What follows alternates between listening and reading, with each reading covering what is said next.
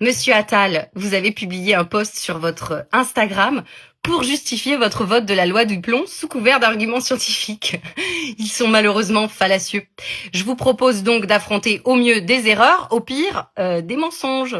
Pour ma part, je suis ingénieur agronome, j'ai une thèse de l'Institut national de la recherche agronomique, un MBA du Collège des ingénieurs. J'ai dirigé pendant 3 ans la stratégie data et IA de Sanofi pour l'ère thérapeutique oncologie, c'est-à-dire pour la création de toutes les molécules contre le cancer.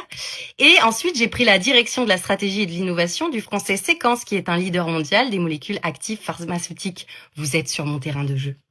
Votre assertion numéro 1, je ne voterai jamais une loi dont je considère qu'elle pourrait être dangereuse pour les Français, c'est tout à mes faits faux. Toute la bibliographie sur l'acétamipride et le flupiradifurone montre bien qu'il y a une génotoxicité, une neurotoxicité, une hépatotoxicité. Nos agriculteurs vont être en première ligne. Vous savez qu'il y a une surreprésentation des cancers chez les agriculteurs et aussi chez les enfants d'agriculteurs. L'étude suisse de l'ANSES qui avait été soumise par l'ANSES auprès de l'EFSA, où on retrouve dans le liquide céphalorachidien de 13 enfants sur 14 de l'acétamipride.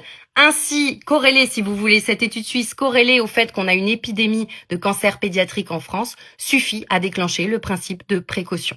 Point 2, tous les agriculteurs européens ont le droit d'utiliser ce produit, sauf les Français. C'est vrai, mais on pourrait peut-être se féliciter d'être lanceur d'alerte et d'avoir la meilleure agence, l'ANSES, qui nous protège par rapport aux autres pays européens. En fait, l'ANSES, elle est bien meilleure scientifiquement que l'EFSA. Je peux vous le dire parce que je connais des scientifiques dans les deux. La santé des Français est donc sacrifiée via un nivellement par le bas pour s'aligner sur les autres pays européens. Cela ne me paraît pas éthiquement acceptable de mettre en danger toute une population pour ne pas politiquement faire des choix courageux pour les autres. Assertion 3, pour plus de 99% du territoire, l'acétamipride restera interdit.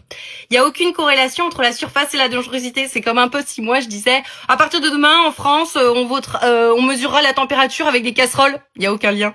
Donc en fait, il y a une corrélation qui existe entre la mobilité de la substance et la distribution spatiale. Or l'acétamipride est hydrosoluble et donc contamine le cycle de l'eau.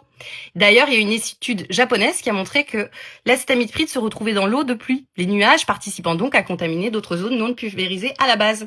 Votre troisième assertion est donc fausse. Assertion 4, je vous cite, un principe simple, c'est toujours aux scientifiques de décider. Les scientifiques de l'ANSES guideront la décision d'autoriser un produit. Vous vous foutez un peu de ma gueule. Le décret du 8 juillet 2025, numéro 2025-629, a mis sous tutelle l'ANSES. L'ANSES ne pourra plus protéger les Français comme elle a tenté de le faire lors du scandale Nestlé. À noter que ce décret utilise le terme produit phytopharmaceutique qui n'a jamais existé. Le terme est produit phytosanitaire ou phytotoxique.